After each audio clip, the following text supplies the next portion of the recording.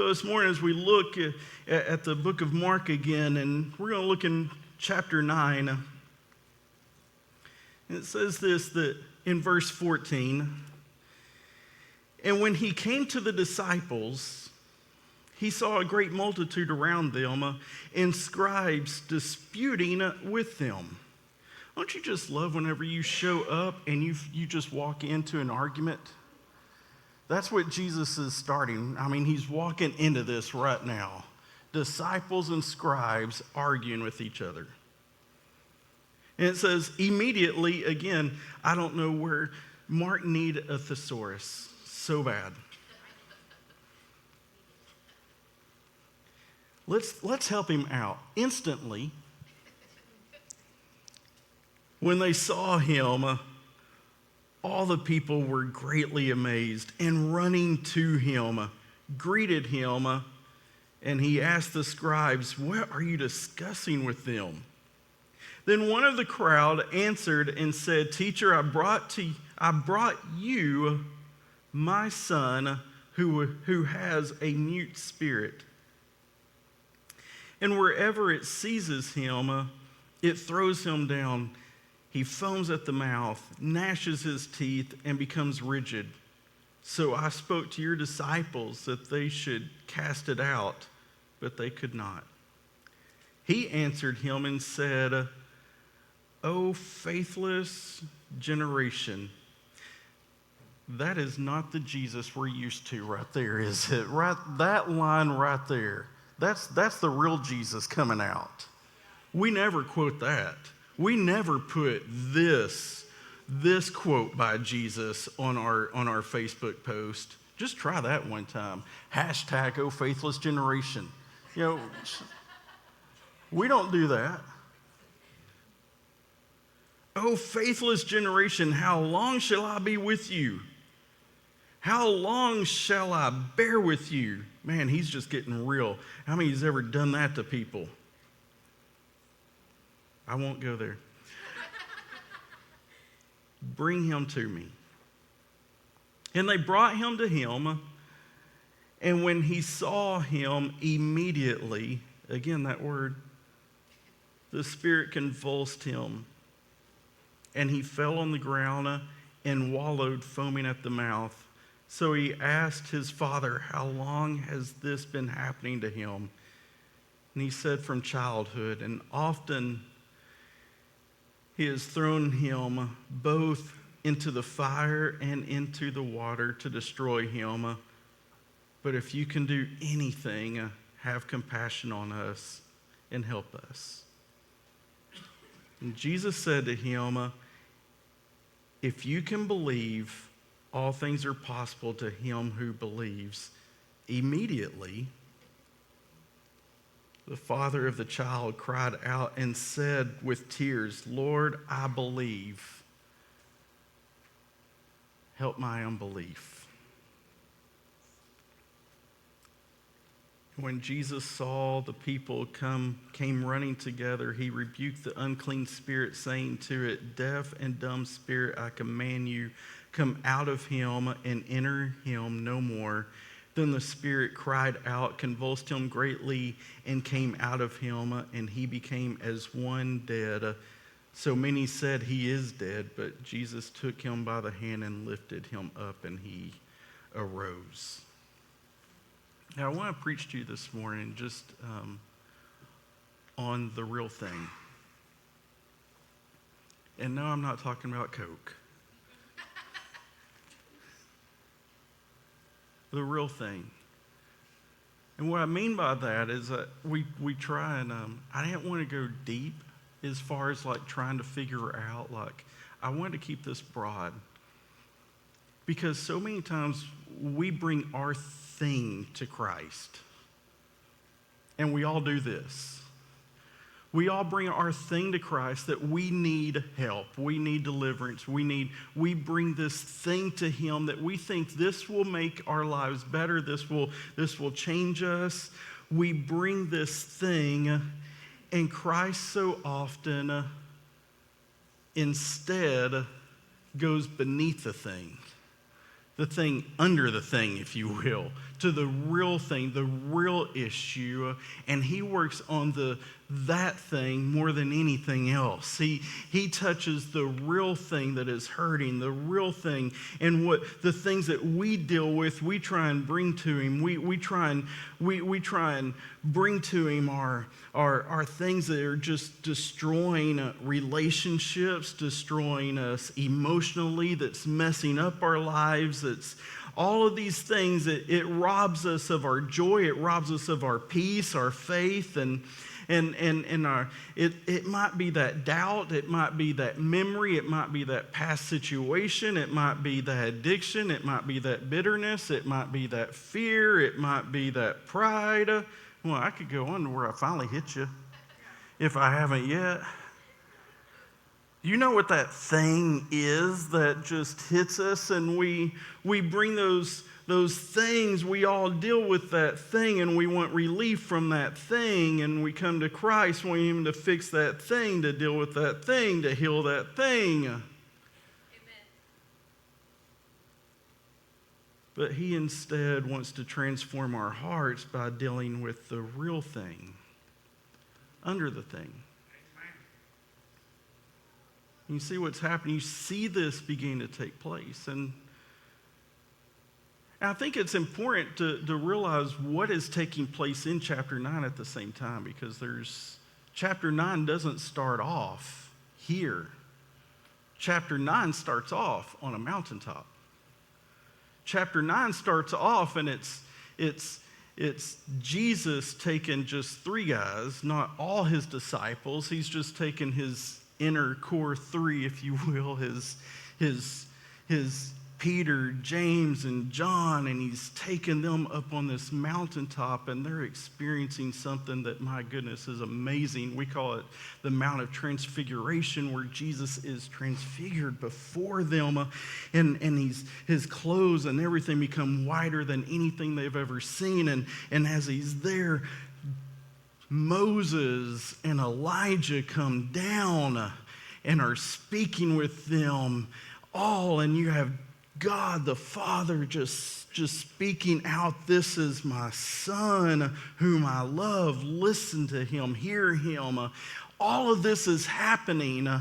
At the same time, you have a different situation taking place down in the valley. At the very moment that all of this amazing is happening on the mountaintop, you have this father down at the valley that is hurting, and he's crying. And at the same time we're on the mountaintop, you have the father saying, "This is my son whom I love. Hear him." You have in the valley a father that's bringing his son and saying, "This is my son whom I love. Heal him." You have 2 different encounters. You have this one encounter at the mountaintop that is so amazing that Peter, not knowing what to say as he's there, and should have just kept his mouth shut and said nothing, but he's like so many of us. And he speaks and says, hey, this is amazing. We should never leave here. Let me go down. We'll get some wood. We need to build some tabernacles up here for Moses and for Elijah and for you, Jesus. And we can just stay here in this moment and never leave. And isn't that true? When we hit the mountaintops, we don't want to leave. We want to stay. But here's the problem. Life is taking place in the valley. And the need is in the valley, so Jesus cuts off the mountaintop and he's coming down to the valley. And what he finds in the valley is a mess taking place. He finds arguing taking place. He finds this tension between disciples and scribes taking place. He finds all of this stuff that is just taking place is totally different from the mountaintop experience. You see this kind of reaction, this interaction a little bit before you see it in the Old Testament. It kind of reminds me of when Moses is on the mountaintop. Maybe it's Moses, because Moses is there at the Mount Transfiguration also. So maybe it's a Moses thing. But you have it at Moses at the mountaintop and God's raining down his just the law, and his presence is there on the mountaintop in Exodus. And at the same time that God is speaking to Moses on the mountaintop, mountaintop, you have confusion and division and a mess in the valley. And when Moses comes down from the mountaintop, at that point, Moses is mad, and his first instinct is to kill. And 3,000 people die that day. But Jesus comes down from the mountaintop, and he sees the mess, and his first instinct is to heal. And I think so many times how we picture God affects what we receive. Because so many of us in our mess, we come to Christ with a mess, and we think he'll be mad at us for our mess, and that he'll punish us because of our mess. Come on. So we're scared to come to him because we've got our mess, because we picture a God who is after us. Instead, what you see here in the real Jesus is you see a God who is wanting to restore us, a God that is wanting to heal us. We get a picture of a God from Moses in the Old Testament, but Jesus has given us another picture, a God who came down from on high to come to where we are, not to punish us, but to deliver us. A God that came to heal us, a God that came to restore us. That's the real Jesus.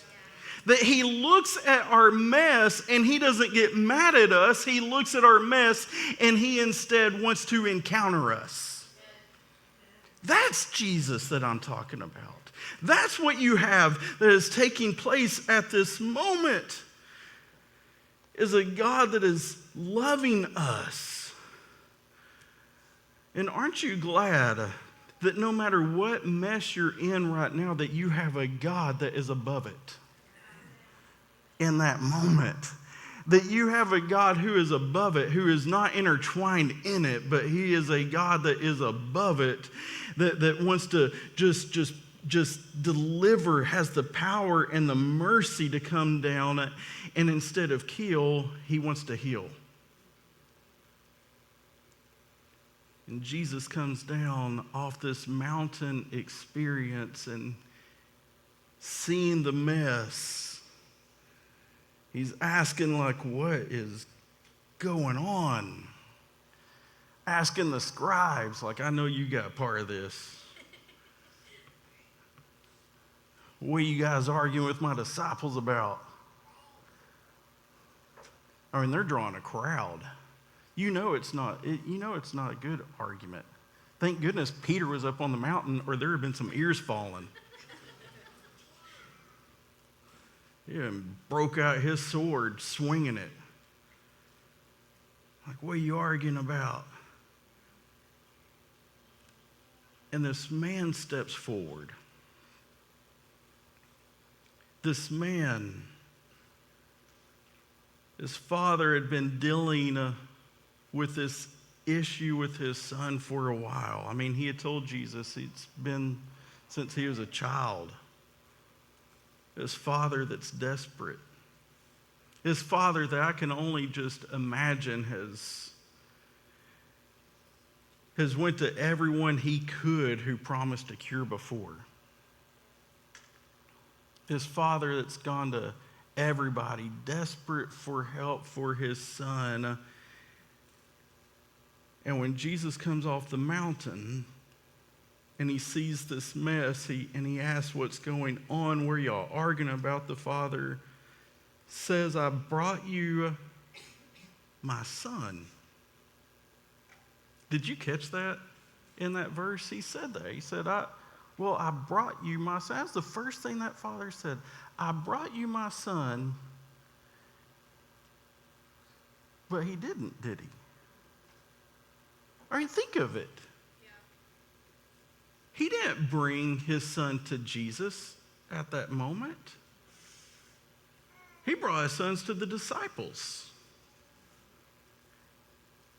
And when they couldn't do anything, he started a mess.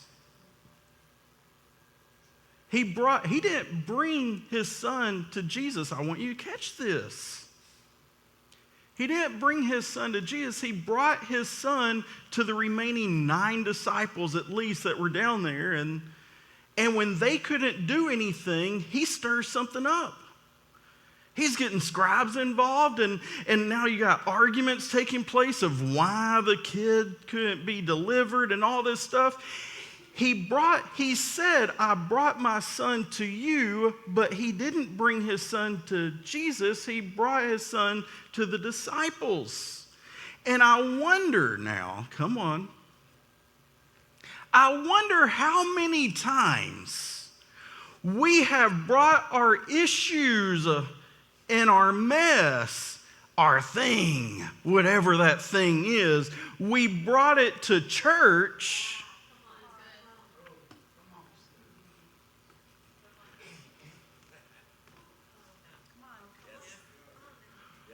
We brought our thing to church, or we brought our thing to a group, or we brought our thing to somebody to pray about it. We brought our thing to somebody, to everybody else instead of Jesus. And when it didn't take place, we blamed Jesus for our issue not being fixed when we never brought it to Jesus in the first place. And I wonder how many times that we brought something to the church, and when the church couldn't fix it, we started a mess. We went arguing about it. We downed the church. We gave them a 2-star rating on Google. You know we did. Oh, come on. We talked bad about, that pastor. Now listen, y'all, don't do that. I haven't heard anything. I'm just talking now. Or that group or that church, they're hypocrites over there. Because we brought our thing to the church and we never did bring it to Jesus to fix it. We just brought it to somebody else just hoping, and when it didn't work out the way we hoped it would work out, we started a mess. And the thing is, the problem is we never took it to Jesus in the first place. We get stuck taking it to this one and that one and stir up because we stir up messes because we're hopeless at the moment. And we just assume we took it to Jesus. And then we just assume he couldn't do anything about it. Now, I love this. Jesus' response wasn't scolding. He's trying to set the record straight. He doesn't argue with the guy. You never did bring him to me. He just says, bring him here.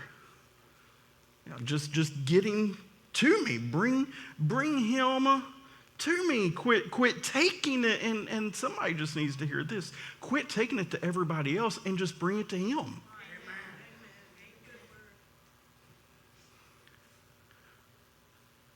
And some of the things you've said you've prayed about, you didn't pray about, you just worried about. And you just worried about to everybody else. Stop worrying about it. Just bring it to him. Not to everybody else. Just bring it to him. And let me warn you though, you see this in the scripture. When they finally brought the boy to Jesus, it got worse. Did you catch that?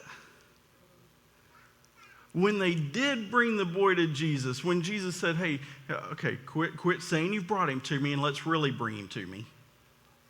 Bring him to me. And when they begin to bring the boy, when they're bringing the boy to Jesus, gets in front of Jesus, it gets worse. Has that ever happened? Come on, let's be honest.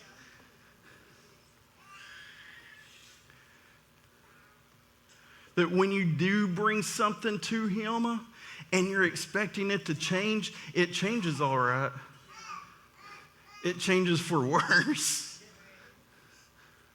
But God, I brought that to you because it changes for worse because the enemy knows what's coming.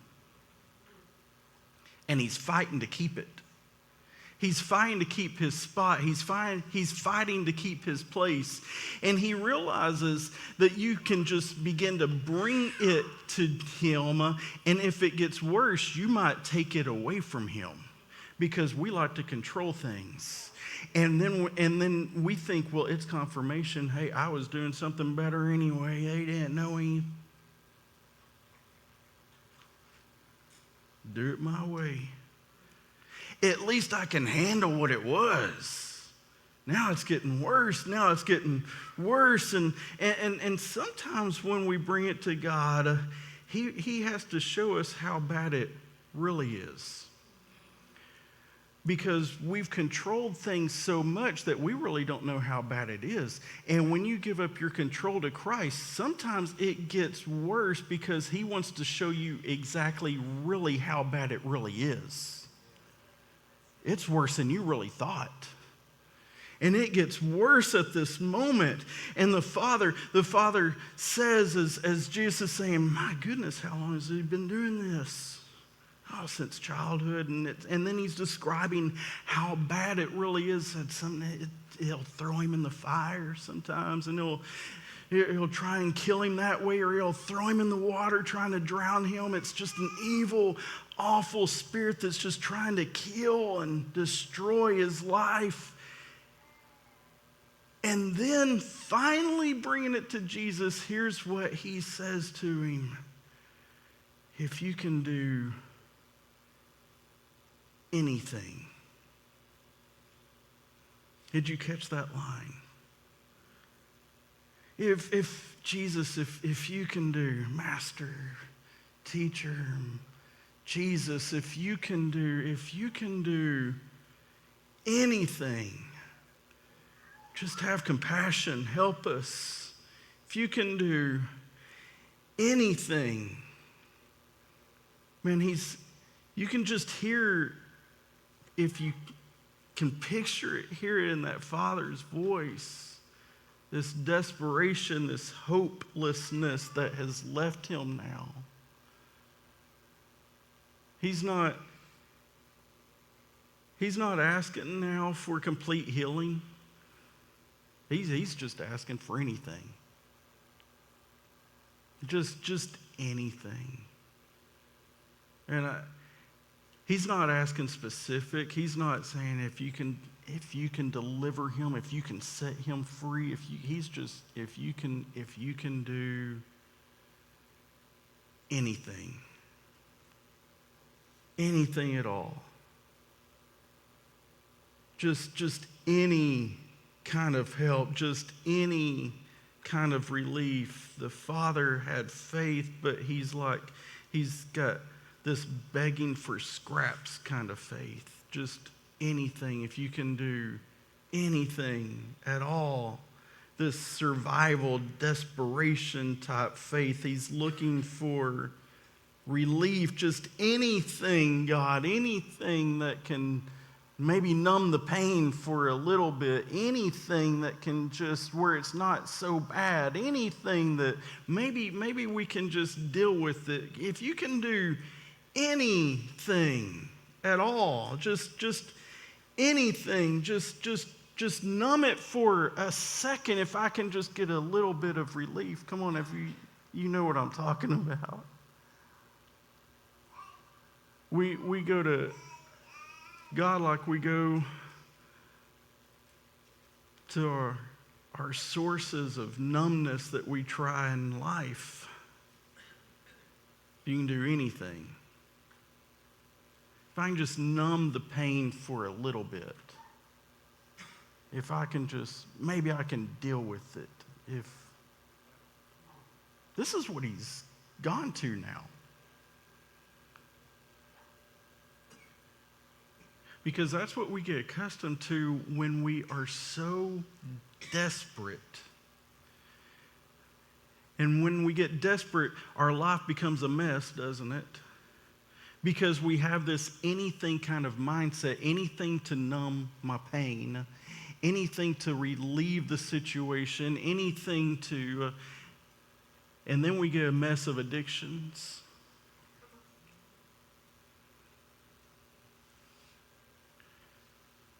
We get a mess just thinking, just hoping validation and approval from people. Because we're searching for anything. Anything.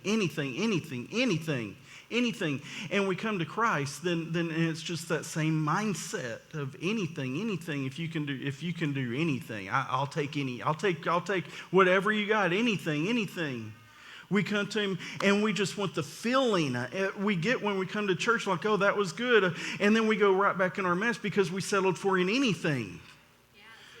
We settled for just a moment that felt good, that fixed it. I can't wait to come back next week and feel that again because I just need relief. We're searching with an anything kind of mindset, but we leave with our mess still because we have this anything kind of faith. God, if you can do anything. Y'all were cheering me earlier. Y'all are quiet now. Am I hitting a thing? Y'all responding earlier. Like, yeah, we took it to the church. They did nothing. Amen. Now we're bringing it to Jesus, and it's like, I liked it at the church better. I like to blame somebody. Not fixing it. Anything. We get stuck at just wanting anything. And God responds to him differently. He said, if you can believe, he didn't say, listen, he did not say, if you can believe anything's possible. God changed the wording. He said, if you can believe all things are possible. Because he's not a God who does just anything.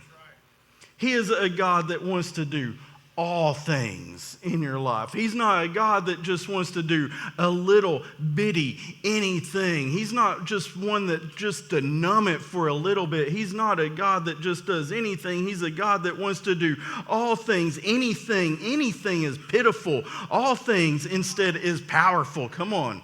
Anything is hopeless, but all things is hopeful. Anything isn't what he does. He deals with all things. That's why Paul said, and we know that all things. He didn't say, and we know that anything works together. He said, and we know that all things work together for the good to those who love him, who are called according to his purpose. Because my God doesn't settle with just anything. He wants to do all things that are possible through him. He's changing the faith level at this moment back to where it should be, not just an anything kind of God that I'll settle for anything. That's what happens in our world is we settle for anything, and God's saying, I don't like that. I'm not like that. I want to do all things in your life. I want all of you. I want all of your heart. I want all of your pain. I want all of your mess. I want all of your troubles. I want all of it. I want all those things in you and heal every part of you. I want all of it in you. All things. And you see this because he still has this anything kind of mindset. And this is what we do. We come to Christ with this anything kind of mindset so we have specifics of God. God, I want you to fix this thing. You know, this one thing, if my life would be so much better, if this one thing was fixed, that's my issue. Just that right there, this thing. I could go a little farther. I could say, did you notice? Well, let's go ahead and go there. Did you notice that thing was if you'll fix somebody else, my life will be better?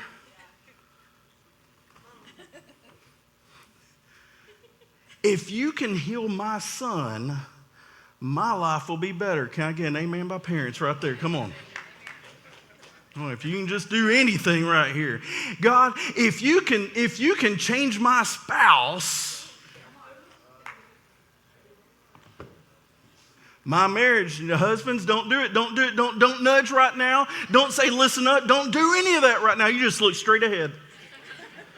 Don't fall for it. Don't fall for it. Start taking notes right now.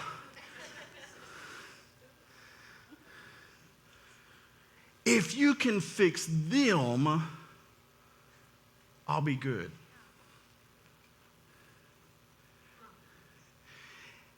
And Jesus just flips it on him. He just flips it. And Jesus said, listen, if you believe, if you believe.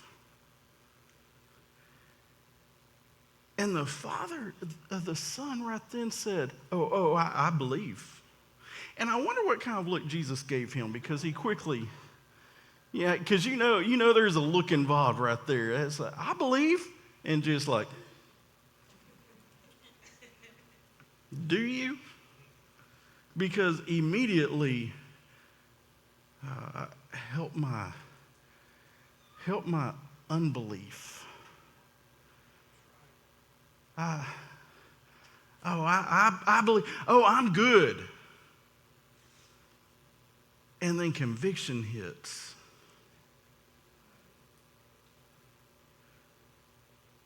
I'm good. And conviction hits. And he has to immediately say, look, I'm like Mark, I've been reading that a lot. Immediately. Help my unbelief.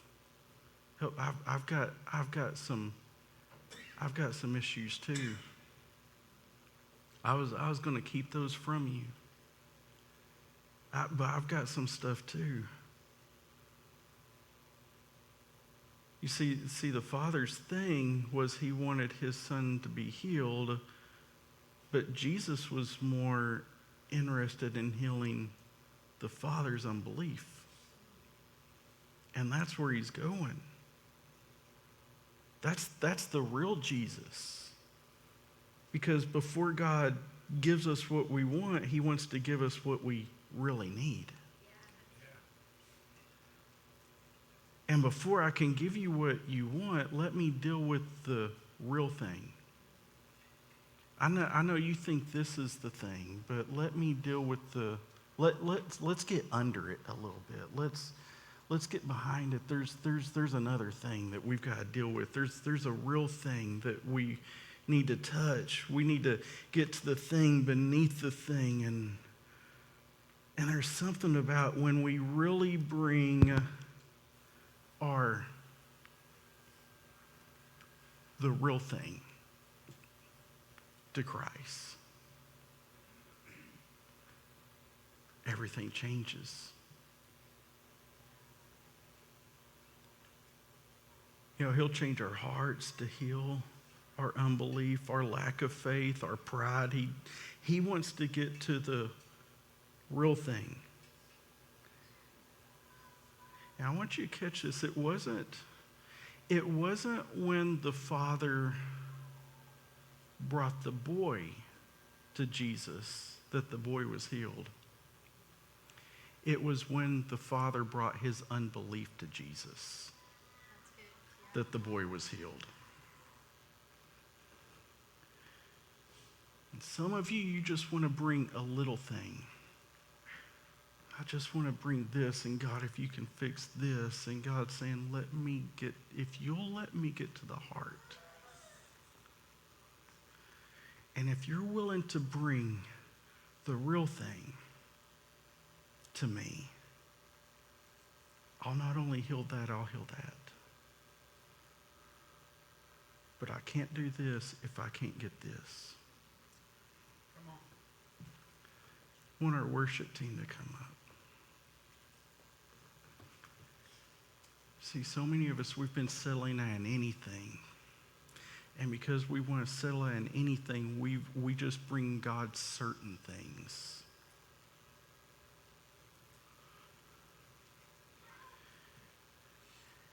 And we'll tell him, nah, leave this. I've got this. I just need you to handle this.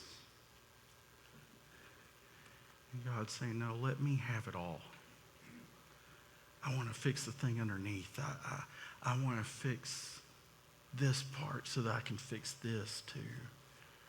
And if you'll bring me all things, I'll do all things in you. If you'll bring me everything, all things, I'll do all things in your life.